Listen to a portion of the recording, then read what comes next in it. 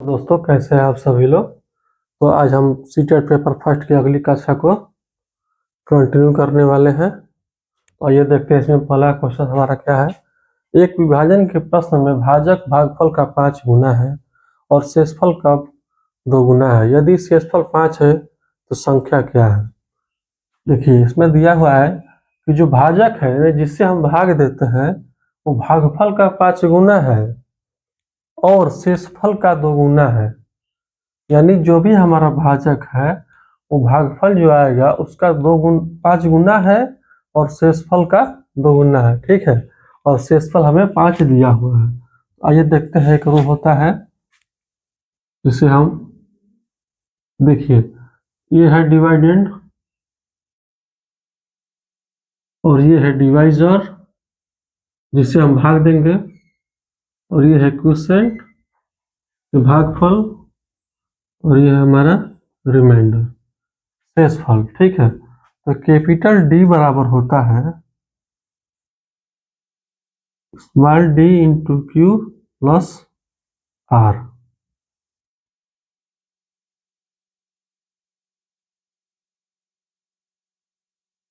अब देखिए, यहाँ पे दिया हुआ है d बराबर 5q।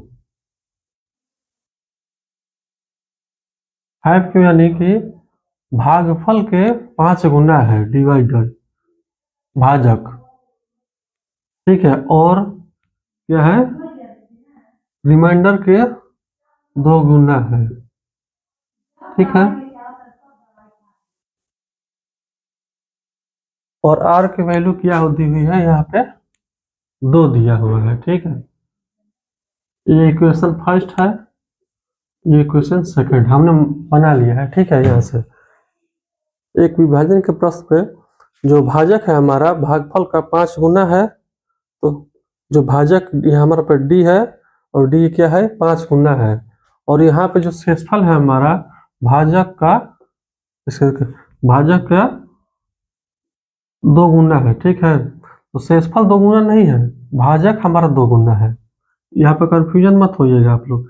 डी बराबर क्या है 2r है, यानी कि भाजक जो है हमारा 2 गुना है रिमाइंडर के, और डी बराबर 2r, और 2 यहाँ पे लिख देंगे और मल्टीप्लाई कर देंगे 5 से। यहाँ पे r बराबर 5 हमारा दिया हुआ है। r बराबर 5 जो है वो गिवन है, यानी दिया हुआ है ये।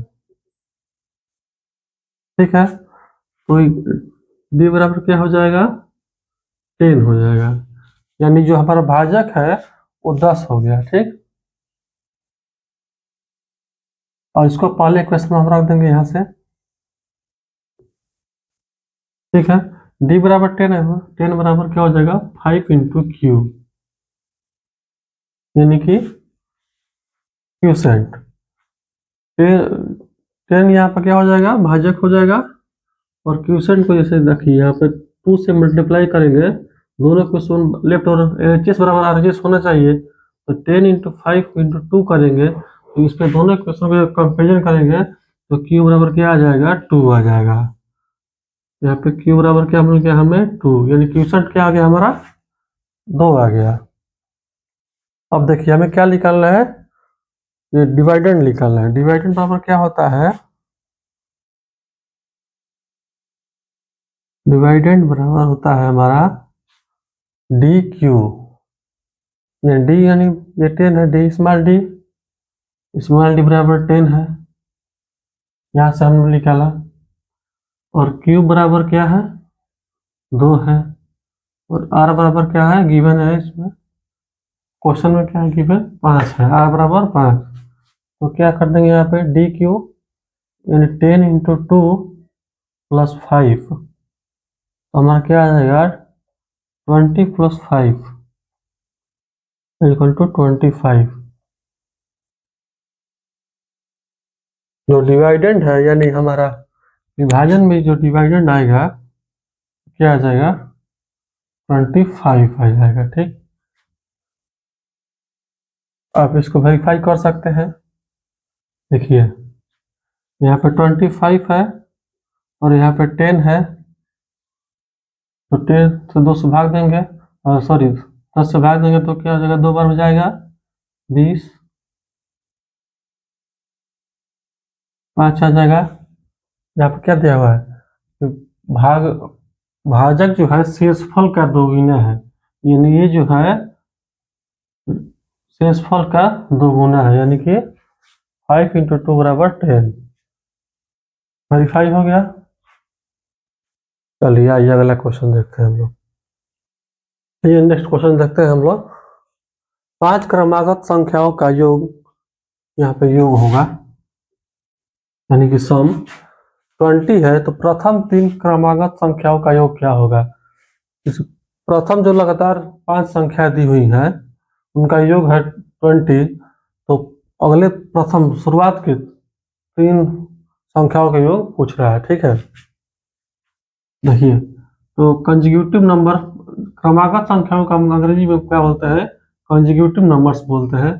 तो प्रथम 5 क्या करेंगे, x लिख देंगे, तो मान लीजिए x है, फिर अगला नंबर x+1 हो जाएगा, फिर उसके अगला नंबर x+2 हो जाएगा, फिर उसके अगला x+3 हो जाएगा, और ये x+4 तक जाएगा। ठीक है, यहाँ तक का जो सम है वो हमें क्या दिया हुआ है, 20 दिया हुआ है। तो इसको ऐड कर देंगे, x+1 x+2 x+3 x+4। ठीक है, ये क्या दिया हुआ है, 20 दिया हुआ है। तो प्रथम जो 3 है यानी कि 1 2 2 और 3, इनका योग हमसे पूछा है और इनका हमें दिया हुआ है। ठीक है, यहाँ से क्या करेंगे, हम x की वैल्यू निकाल देंगे। x+1, देखिए यहाँ पे x 2x 3x 4x 5x 5x + 1 2 3 6 4 10। ठीक है, +10 बराबर क्या हो जाएगा, 20। 5x बराबर क्या हो जाएगा, 20 - 10। 5x बराबर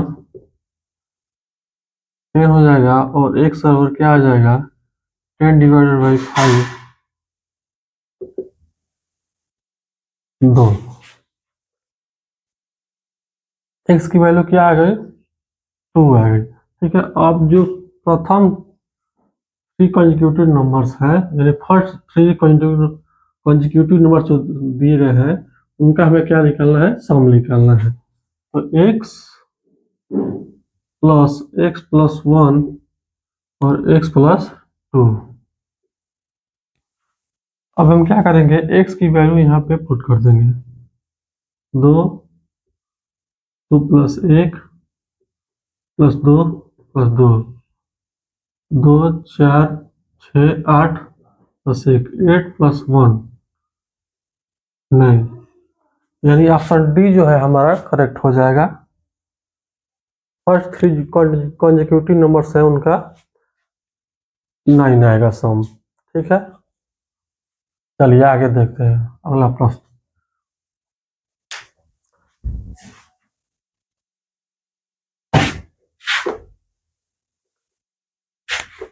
ये तो समझ में आया है ना कि x+1 x+2 x+3 x+4 कैसे लिखे हैं। देखिए, यदि आपको नहीं पता है कैसे लिखा जाता है, तो कोई भी संख्या मान लीजिए क्या होगा, एक सम मान लीजिए। ठीक, अब y ही मान लीजिए। ठीक, हमने क्या मान लिया, y से अगला पद क्या होता है, y+1। कोई भी हम नंबर लेंगे, जैसे मान लीजिए 20 लिखे, हम 20 ले लिए हैं। ठीक है, तो इससे अगला क्या होगा, इसमें +1 जोड़ेंगे तो भी तो अगला होगा, फिर उसके बाद एक अगला आएगा, फिर 1 जोड़ेंगे, फिर 1 जोड़ेंगे, तो वही क्या है, y+1। y हमने एक नंबर ले लिया कोई भी, फिर उसमें जोड़ देंगे +1, फिर इसमें +1 जोड़ देंगे, फिर इसमें +1 जोड़ देंगे, तो वही क्या है, x है, x+1 है, फिर x+2 है, वो क्या होगा, अगला नंबर आते जाएगा, यानी कि y+1 y+2 ऐसे करके हम कंजिक्यूटिव नंबर्स को लिखते हैं। आइए देखिए नेक्स्ट क्वेश्चन। आइए देखिए अगला क्वेश्चन क्या है। एक वर्ग के रूप में तार 144 सेंटीमीटर का क्षेत्रफल घेरते हैं। यदि इस तार को एक आयत में मोड़ा जाए जिसकी लंबाई 16 सेंटीमीटर है तो कितना क्षेत्रफल घेरेगी। यानी कोई जो तार है वो गिवन है, इसको क्या है, सॉरी, आइए अगला क्वेश्चन देखते हैं। आइए अगला क्वेश्चन देखते हैं। एक वर्ग के रूप में तार 144 सेंटीमीटर का क्षेत्रफल घेरती है। यदि इस तार को एक आयत में मोड़ा जाए जिसकी लंबाई 16 सेंटीमीटर है तो कितना क्षेत्रफल घेरेगी। यानी जो यहाँ पे दिया गया है कि एक तार है, ठीक है, ये वर्ग के रूप में 144 सेंटीमीटर क्या करती है, क्षेत्रफल घेरती है, ठीक है। अब हमें क्या करना है, इसको एक इस तार को आयत के रूप में मोड़ देना है, यानी रेक्टेंगल के फॉर्म में कर देना है, जिसकी लंबाई क्या है, 16 सेंटीमीटर है। तो तार तो सेम है, एक ही है, तार इतना ही है, मान लीजिए जो भी है, इसी को वर्ग के रूप में भी करना है और इसी को क्या करना है, रेक्टेंगल के रूप में करना है, ठीक है। तो इसका परिमाप यानी पेरीमीटर, स्क्वायर का पेरीमीटर और ये रेक्टेंगल का पेरीमीटर, दोनों का आपस में क्या होगा, बराबर होगा।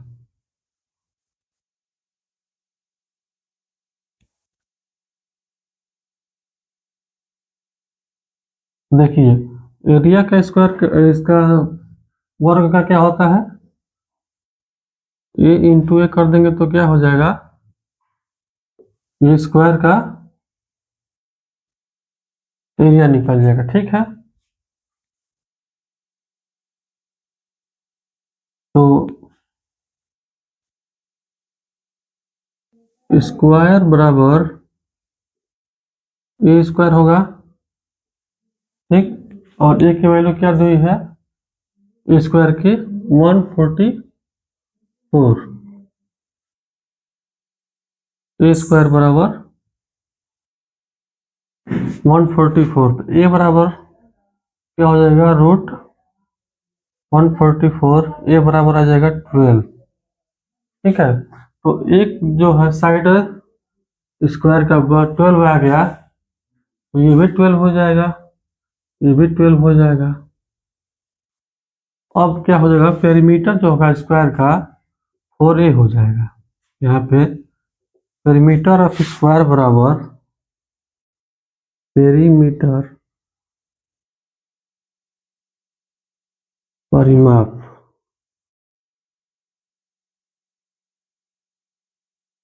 बराबर 4a, तो 4 इंटू 12 बराबर क्या हो जाएगा, 48, यानी जो हमारा स्क्वायर था उसका पेरीमीटर क्या आ गया, 48 सेंटीमीटर आ गया, ठीक है।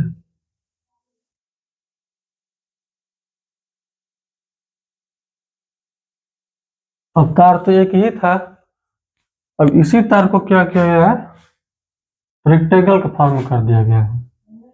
तो जो रेक्टेंगल का परिमाप होता है 2l प्लस बी होता है, ठीक है। तो ये क्या है, दोनों आपस में बराबर है, तो तो लंबाई 16 दी हुई है और चौड़ाई हमें निकालने के लिए x मान लेंगे, और बराबर क्या हो जाएगा, 48 सेंटीमीटर हो जाएगा, ठीक है। अब यहाँ पे क्या हो जाएगा, 32 प्लस 2x बराबर 48, 2x बराबर 48 माइनस 32, 2x बराबर कितना हो जाएगा, 16, x बराबर क्या हो जाएगा, 8, ठीक। तो हमारा जो इसका चौड़ाई है वो 8 सेंटीमीटर आ गया। अब क्या करेंगे, हम इस रेक्टेंगल की एरिया निकाल देंगे, ठीक है। तो रेक्टेंगल के एरिया क्षेत्रफल बराबर क्या होता है, एरिया ऑफ रेक्टेंगल बराबर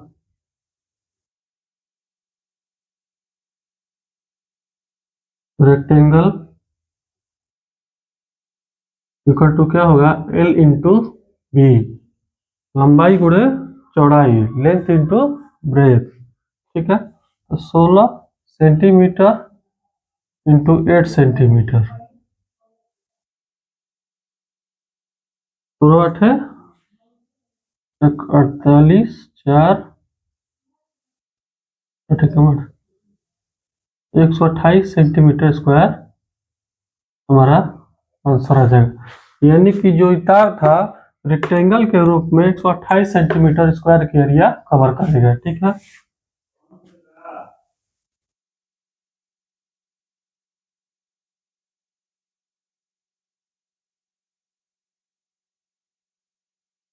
अच्छा 48 और 25 80, ठीक है, 128 सेंटीमीटर।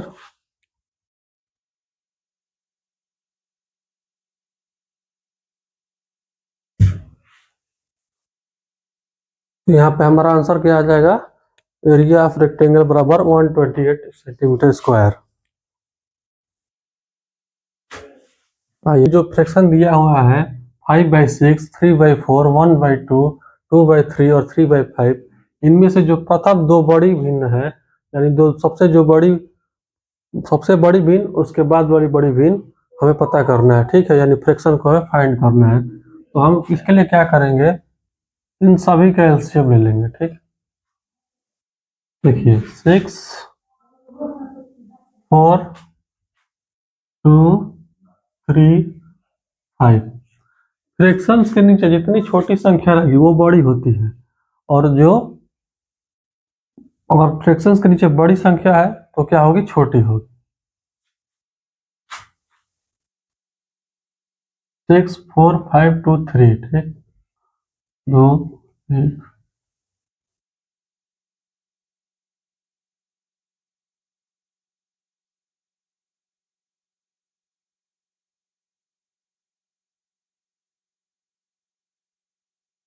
3,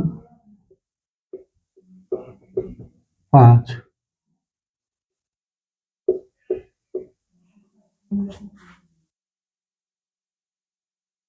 तो क्या आ जाएगा 60, इसका हमारा एलसीएम आ गया 60, ठीक। 5/6 इंटू 60, 3/4 इंटू 60, 1/2 इंटू 60,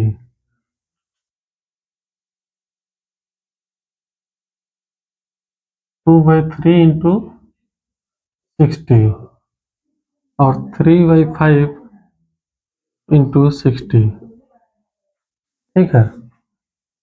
10, 50, 15, 45, 30, 20 दूनी के 40, ठीक। तो इसका वैल्यू है इस फ्रैक्शन का 50, इसका 45 और इसका 30 और इसका 40, और एक और है 3/50 इंटू 3/5 इंटू 60, 12, 36, ठीक है। जो सबसे दो बड़ी भिन्न है 50 और 40 की वैल्यू की जो भिन्न है वो होंगी, सॉरी 50 और 45 की, ठीक है। तो यानी कि 5/6 और 3/4 जो होगा ये सबसे बड़ी भिन्न हो जाएगी। ये फ्रैक्शंस को निकालने का आसान तरीका है।